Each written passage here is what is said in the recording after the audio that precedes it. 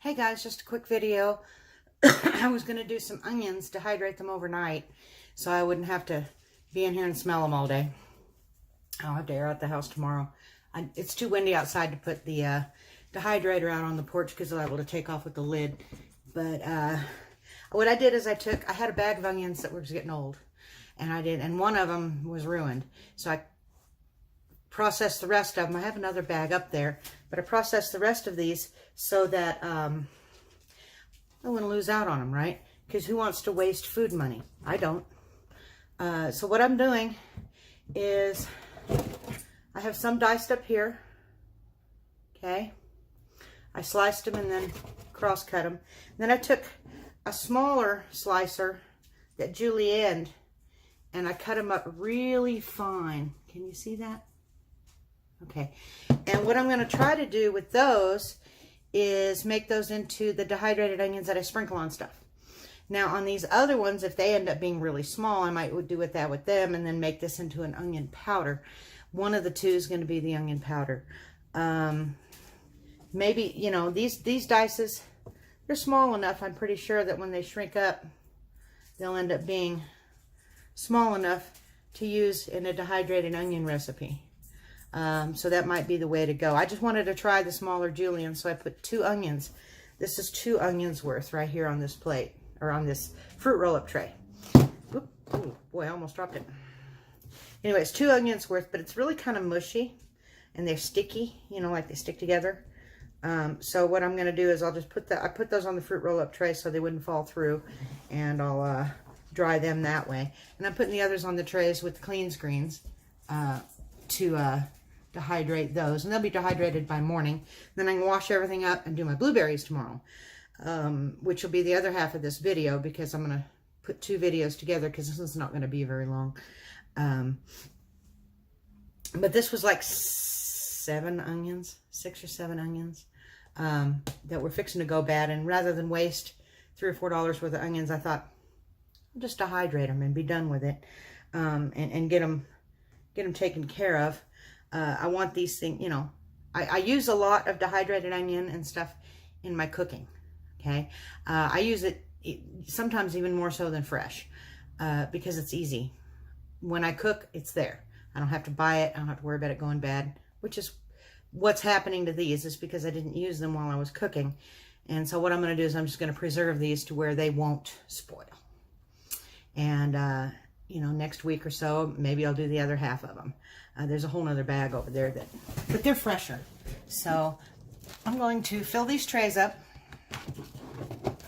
and get that done so that, oh, that doesn't fit down on there real good. I'll put that one on the very top. So that I can get this started, and I'll just leave it go all night long. Okay. And I think I'm only going to have 3 trays of onions, which I don't like running my dehydrator, you know, less than 4 trays. But I've already cut so many onions. My eyes are burning. Oh my God. I'm tearing up and burning. I figured it'd probably be better if I just live with the fact that I only put 3 in there. And I'll put the other trays down below to raise them up off the heat a little bit so that they're not right down there on it. Put a few over here. There's very few left. I don't think I need another tray. Okay, that's good. All right.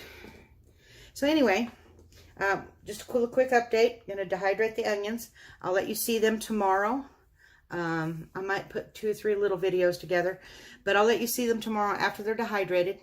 I didn't do anything to them. I just peeled them, sliced them, chopped them up. That's it. I didn't soak them in water. I didn't wash the onions off, but I didn't, the outside, but I didn't like soak the onions in water to make them milder or anything like that. It's just straight onion. That's all it is. Straight everyday onion. Oh, there was one piece that was big. Okay. It slipped by me. Okay.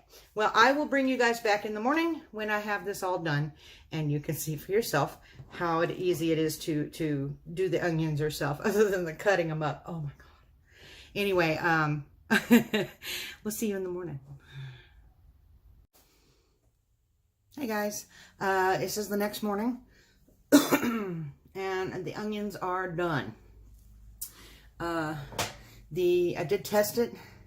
The one with the fruit roll-up tray with had the really small pieces on it, the color's kind of turned on the onions. I don't know. I would imagine that big companies do something with they dip them in something or something to make the colors different. It's not going to change the way it tastes. Okay, just so anybody knows. It does change its looks just a little bit. They're amber and light brown, but that's okay. There's nothing wrong with that. Now these kind of stuck together, and when I first turned it off, they felt somewhat pliable, but now that they've cooled just a touch, they're very crunchy. I'm going to powder these up because they didn't turn out quite the consistency that I wanted. And I'll make onion powder out of it. Do keep in mind, you go to do onions in your house, oh my God. I knew it would smell, but it reeked up the house last night. Now, I ended up closing the door in my bedroom when in the evening after I put these in because it stunk up the house so bad. It smells strong of onion. So keep that in mind when you're doing your onions. If you have a way to do them outdoors, probably be better in the garage or something. I couldn't do them out on the porch last night because it was way too windy. We were having like a windstorm, and it would have just blown the lid off. Now here's a picture of the onions, the bigger dices, and they will actually be perfect for me to use in cooking, which is what I wanted. And I put them all in a bowl, and then I'll put them in a container. I actually have an old Parmesan cheese container that I'm going to use to put these in. I cleaned it out really good, washed it out, which reminds me, don't throw your containers away if you think you might need them for something. They come in really handy, and you don't have to buy them because you've already bought them. You've already bought them with the other product in them, like me, for example, it's Parmesan cheese. So you have this wonderful container with an opening at the top. You can sprinkle it. You can do whatever you want. And you didn't have to pay extra for it. So that's always a good thing. I've got my oatmeal container saved over there, and my and a couple other little containers, like the one for those mixed nuts when I did the bars. I'll hang on to them a while and see if I can use them for something. Okay, like the frosting container, I made a cake, and I used a commercial frosting, which I normally don't do. Okay, normally I just make my own frosting because it's super easy. Maybe I'll show you guys how I do that on the next cake that I make, and that way you can see just how easy it is to make your very own frosting. Okay, now these are the two trays that were underneath. Make sure nothing fell through. Nope, everything's good. Now, all those onions really didn't make very many dehydrated onions. I mean, we're talking, here, let me show you.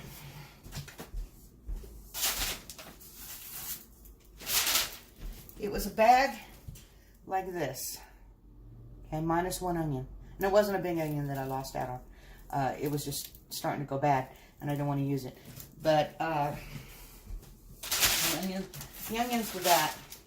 And this is the container that I'm going to use to put dehydrated onions in. I'll eventually fill it up probably. And this is the container. It's got some water spots on it, but don't hurt none. And I'll put the onions in here. And of course it's got the sprinkle on this, the spoon on this side, and the sprinkle on that side, which makes it perfect for this size onion. Let me show it to you. If I can get this just right. Here, I'll just put some in the bottle. You can see, they got me dropping them everywhere. And this is what they look like. The onions will come in real handy with cooking, because that's pretty much what I use them for. I think maybe I should cut them up slightly smaller, but not small as the other ones. The other ones were just too small. So I'll end up grinding up those and put them in I save every time I use up a spice jar. I save the that's hash browns. I'll save the jar. I'll clean it out, wash it up, save the jar. Now I'm going to crack this lid until these things are completely cool, so that no moisture you know, condense inside. But that's what those onions made, almost half a container. If I had done them all the same, it would have made a half container because of what's on the other tray. And that's going to help me a lot with my seasonings. And, you know, SHTF, or even not SHTF, if you just want to save money on your seasonings, you know, it costs $1 to $1.50 for one of those little bitty containers of dried onion. Okay, this would fill up, more than fill up one of those. It's not super. It's not a big change in price when you buy the cheap ones. That is, you buy the more expensive ones, yes, but the cheaper ones, they don't really cost you much difference. But the fact that you're getting stuff that you did yourself, okay, you're making your own food, okay, not that you're making the onions unless you grow them, which is ideally that's the best way to do it. Grow your own, then dehydrate it. And in an SHTF situation, that's probably what you would do.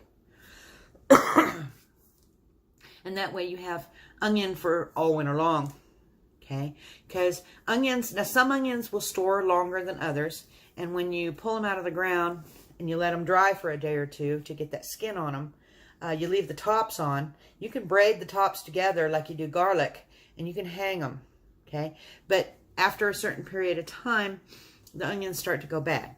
They'll stay good for a month or two, okay? Pretty handy. So you might want to keep some fresh and then dehydrate the rest if you're in an SHTF situation to save your harvest so that you have onions or garlic to flavor your food with over the winter and spring until you can grow more the next summer.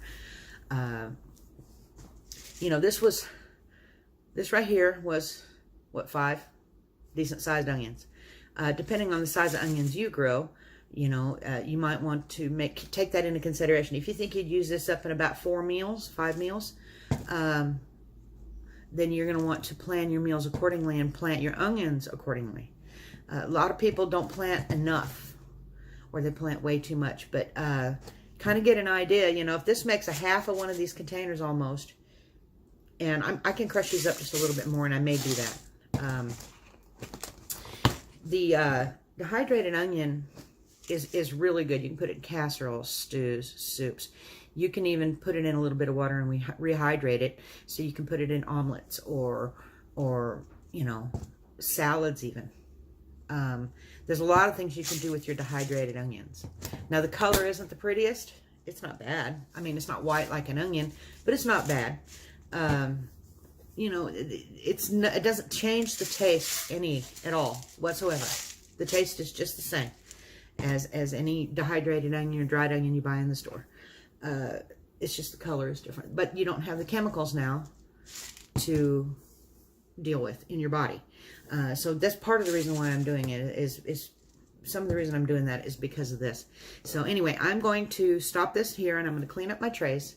And then I'm going to come back, and I'm going to record me putting the blueberries on, because that's what I'm doing next. I'm making a double video, onions and blueberries. So that way, well, I don't know, I could probably do them both separate. But the blueberries take about 24 hours to dry. If you don't have frozen blueberries, it's going to take 2 to 3 days to dry them in your dehydrator, because I think the way I think it is, now this is not a technical scientific thing. I think that when they freeze them, you know how when you freeze them, the skin cracks just a teeny bit, and that allows the moisture to escape. I would imagine the same is going to be said for grapes or any other type of skinned fruit like that, that you're going to try to dehydrate whole. I'm going to actually test it. I'm going to get some regular grapes to make raisins, and I'm going to freeze them, and I'm going to put them in the dehydrator and see how long it takes to dry grapes. Grapes are much bit larger than blueberries, but so it might take 2 or 3 days to do frozen grapes. I might do get two different bunches. One I'll freeze, and while they're in the freezer, I'll dehydrate the fresh ones. Now, I was told you really do need to poke the fresh ones, and you know, I may do that with the grapes because they're so much larger. I may just go through and just poke them with a little knife or fork. But I'm going to try the frozen ones without poking them and see what the difference is, if there's a difference. But that'll be later. I'm not going to do that right now. Anyway, I'm going to stop this video right now. Hit the thumbs up, like, comment, subscribe, share it with your friends. Try this at home. Dehydrating your own food is very healthy for you. It's very cost effective. It's, you know, it's lighter. It doesn't take up near as much space. I have a teeny tiny kitchen. I've got 2 pieces of countertop about yay wide on either side of my stove.